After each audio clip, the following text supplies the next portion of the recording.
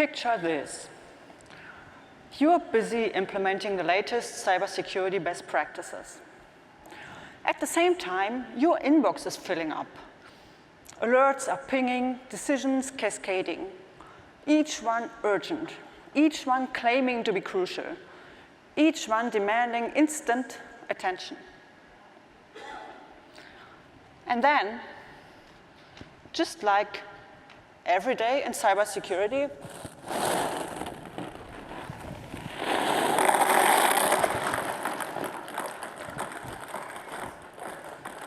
this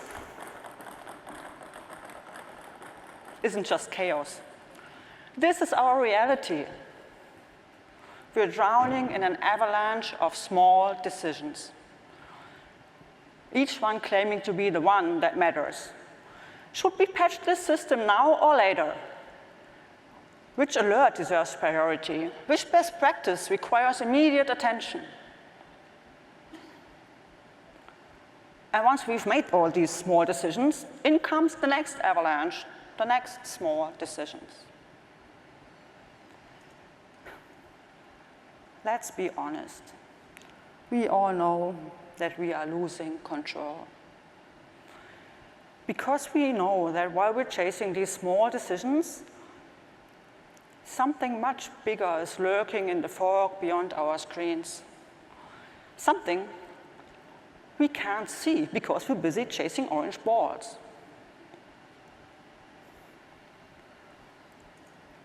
You all might remember. In summer 2024, just half a year ago, a sophisticated security solution caused a massive shutdown at airports worldwide.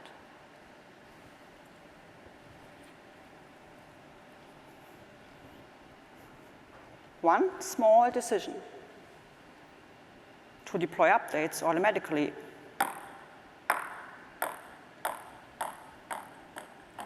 cascaded into thousands of stranded passengers. The airport's high consequence event had struck. And isn't it ironic? We're trying to make all these decisions right, to implement every security measure, to prevent every security incident. And then still, some of these decisions we make even causes security incidents. We are so busy trying to do all the small things right that we don't have any time anymore to ponder if we're still doing the right things. Each time we sink further into our screens, monitoring assets, scanning networks, we drift further away from the reality we're trying to protect. If there's one thing that I've learned working with engineers across industries, it's this. If you don't look beyond cyber, we don't see what really matters. Because the chemical plant's resilience isn't about network security. It's about understanding what happens when that network fails, and that's the difference. And airports operations aren't about keeping systems running. They're about keeping planes flying. And again, that's the difference. These high consequence events are what makes CEOs lose sleep.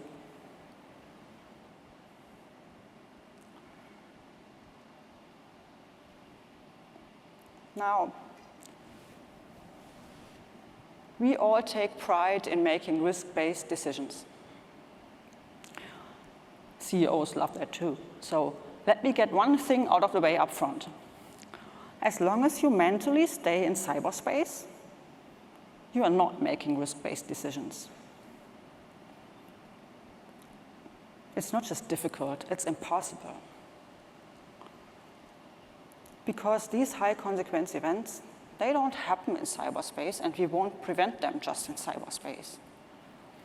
If we stay in cyber, we can't see how a critical system causes a plant shutting down. If we stay in cyber, we can't see how a mechanical release valve could be a much better safeguard than the most sophisticated antivirus solution. If we stay in cyber, the reality we're trying to protect, the reason why all the cyber exists, after all, stays covered in thick fog. Because high consequence events don't happen in a world of bits and bytes. They happen in a world of steel and steam. It's a world where engineers speak a different language. This piping and instrumentation diagram you're seeing there isn't just a technical drawing. It's a vessel of collected wisdom. It might look like a maze of lines and symbols, but each line, each symbol carries decades of engineering knowledge. It's like a material repository of understanding. When an engineer looks at this, they understand how their world works. See these flowing lines? They're not just pipes. They're the veins and arteries of an industrial plant. See these small rectangles with numbers in them? They are control requests. Valves, the guardians of pressure and flow, or sensors, the eyes and ears of an industrial process, constantly watching, measuring, protecting. And these diagrams aren't just a documentation of the status quo. They are created earlier. Before a single pipe is laid, before a single valve is installed, engineers gather around these diagrams. They trace their fingers along these lines. They see the future in these flows. They discuss, they debate, they dream up how to make things work.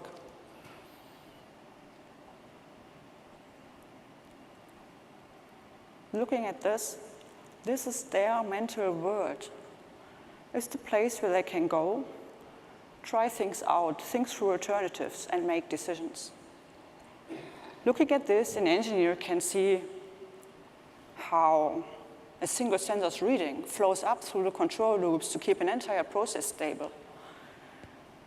They can see how change in temperature in a critical reactor ripples through the entire system.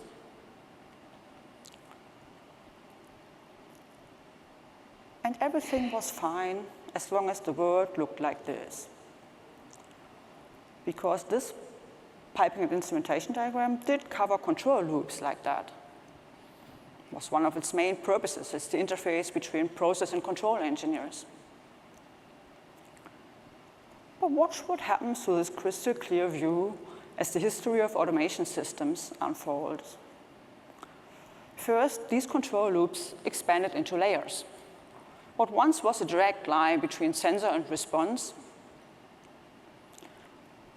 became a maze of digital control.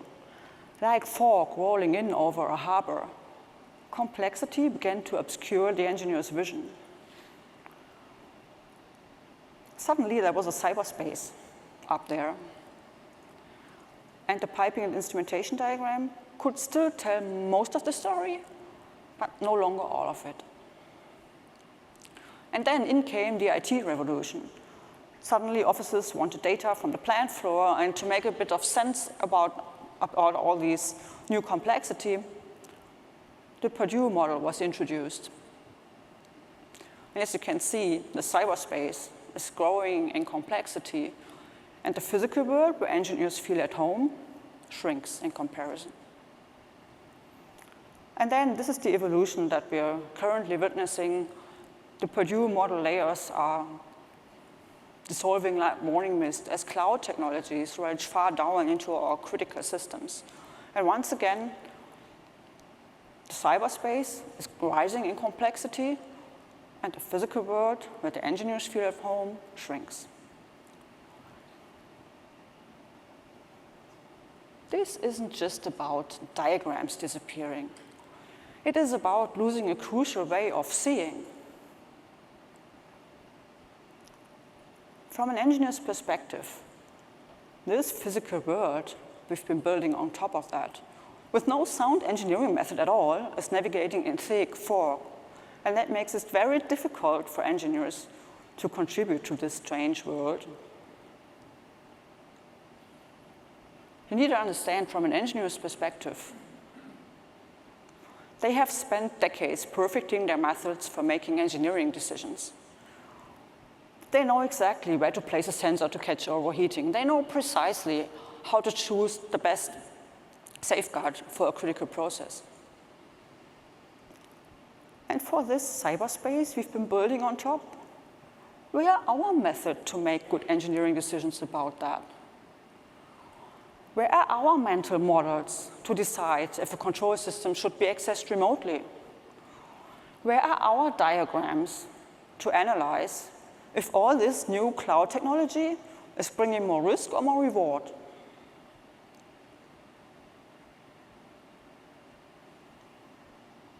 The answer came to me by accident. Like many discoveries, it all started with a simple research question.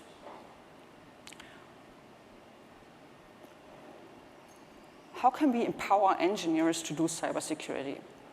For years, I've been researching how to involve them without engineers having to become cybersecurity experts. Therefore, I created diagrams, simple ones. Actually, so simple that I never dare present them as research results. So simple that for years, I've been wondering why they're not standard practice in cybersecurity anyway.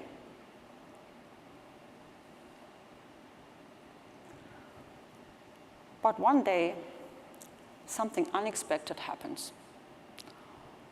One late Friday afternoon, I'm in a discussion with a group of engineers about something entirely different when one of them stops mid-sentence. Wait, he says, with an intensity that makes me pause. These diagrams you've been showing us earlier, can you pull them up again? Sure, I say, and when I do, everything changes. The energy in the room shifts as these engineers gather around this diagram. This, the engineer says, you know, having this, something like this in early engineering would actually be really helpful. You know, he continues, nobody does this yet in early engineering. We have our piping and instrumentation diagrams, we have our other tool, but for cyber, we don't have anything yet. And that's when it hits me. What these engineers were searching for isn't just another tool. Instead, it's something that every complex field eventually needs. A way to distill wisdom into clarity, to see patterns through complexity. A place where every engineer and every IT person can go pour their wisdom and a joint clarity emerges. Now, in the magical world of Harry Potter, they have exactly such a tool. They call this magical object a pensieve. Let me use Dumbledore's own words to explain. One simply siphons one's excess thoughts from one's mind into the basin and examines them at one's leisure. It's easier to see patterns and links, you understand, once they are in this form. That's what Dumbledore says. Wouldn't you like something like that too for your orange ball chaos? Something to transform complexity into clarity, to see patterns that you couldn't see before, to make your thoughts accessible to others, to free your mind from the overwhelming weight of details, to focus on what matters. If we want to make good cybersecurity decisions, we need to be able to step back and look at the whole picture, cyber and beyond. And this is exactly what the cyber decision diagrams, one result of my PhD, offer us.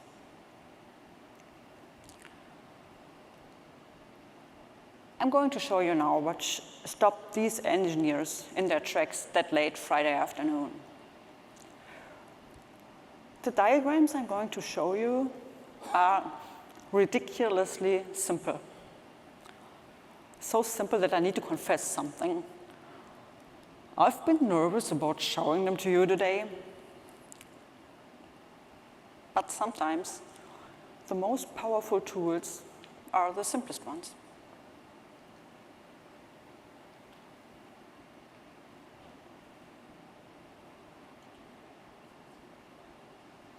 So, see what's different here. No assets, no networks, no overwhelming technical details. Instead, you see abstract entities, you see intentions, and you see the humans that actually interact with these technical components. Take this example here.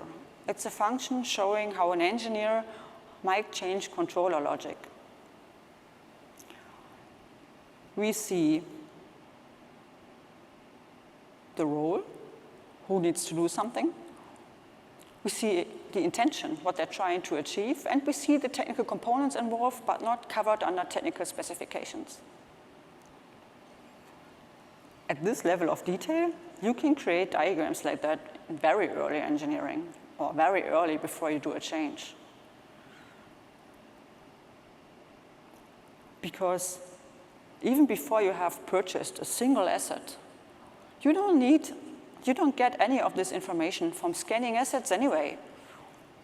You need to scan engineers' brains for it. And then that's where the magic really happens. Watch as we layer these diagrams over an engineer's familiar piping and instrumentation diagram. Suddenly, the two worlds, cyber and engineering, start speaking the same language. Suddenly, we can see that the controller regulates the temperature in a critical reactor, and that a wrong change could lead to overheating. Suddenly, we can see what truly matters.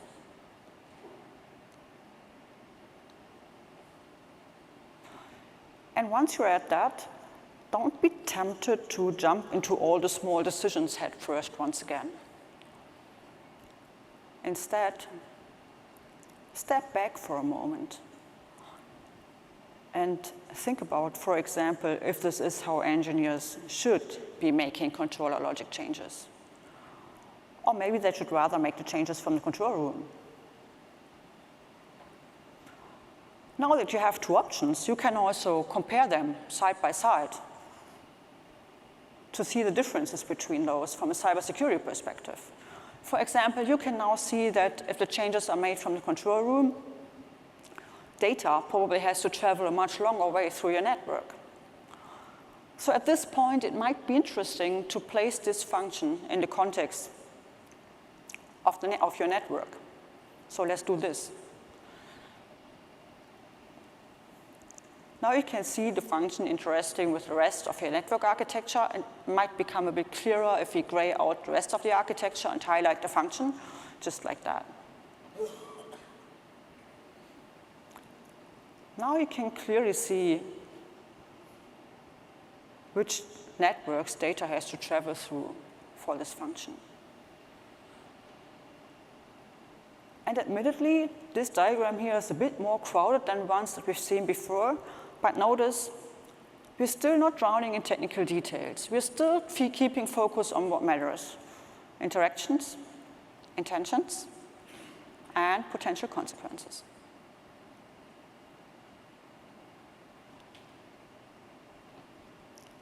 As the fog lifts from cyberspace,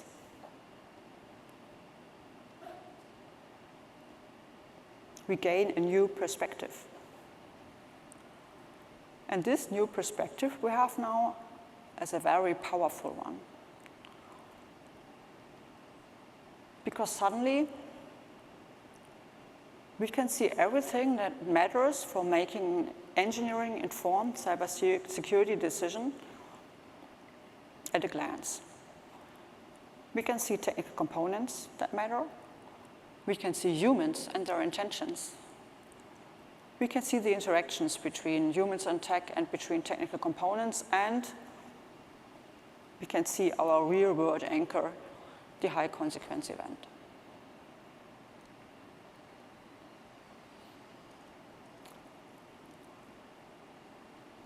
And it even gets better. If you now decide that to use Dumbledore's words again, have some more excess thoughts to siphon into your pensieve, you can also layer some cybersecurity information on top.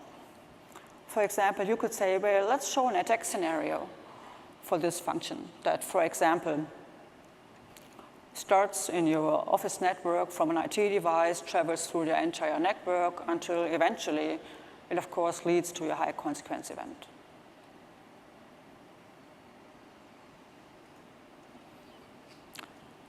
Or else you could say, okay, maybe I want to layer some security requirements on top of my diagram. So let's try and do this. If you look at this function, you could say, okay, this function is so critical that you definitely need someone to be physically present when controller logic is changed. So you insert a physical key switch that needs to be turned manually. But you don't just add that key switch to the diagram, but you also add a security tag, a security requirement tag that makes it explicit why you added that key switch in the first place. That way, as soon as someone else, an authority, another engineer, an IT person, an auditor, your managers, look at your diagrams, look at your cybersecurity pensieve, they can understand your thoughts and maybe add their own.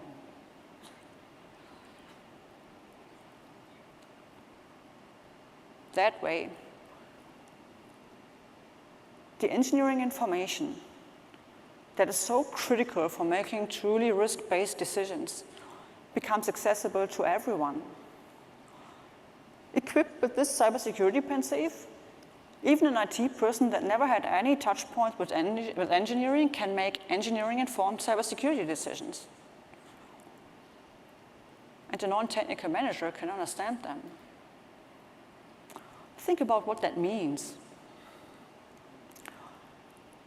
That means we can lift the burden of cybersecurity off engineers' shoulders. Because all they have to do is they need to siphon their knowledge into the cybersecurity pensieve.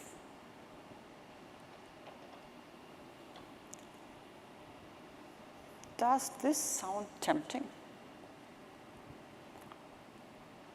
Then why don't you start building your own cybersecurity pensieve? Take your most pressing high consequence event, take one key function that can lead to it, and then you're already in the midst of creating your first cyber decision diagram. Have all your engineers and all your IT people pour their wisdom into those. I promise you'll be surprised how many big cybersecurity decisions you've never thought about systematically before. I promise you'll be relieved how empowering it feels to have mastered the complexity of tech, cyber and beyond, in a diagram.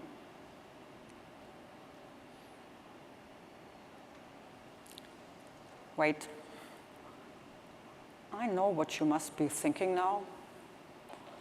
Awesome, now I'm fully motivated, and all she leaves me with is a blank page. Blank pages can be daunting, I know. That's why we've built something. And I'm so excited that I can finally share it with you today on this stage. We have built a free tool that guides you through creating your very first cyber decision diagram.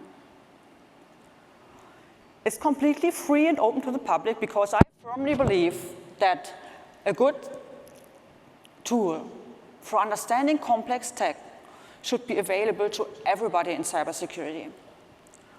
So, dear ICS community, this is for you.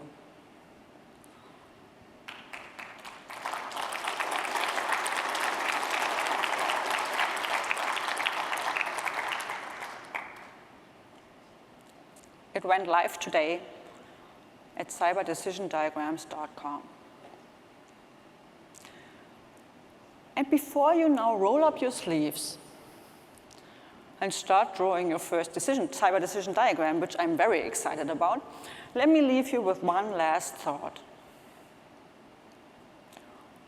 When future generations look back at how we handled the cybersecurity challenges of our time, let them say this. When we were threatened to be overwhelmed by complexity, we didn't surrender.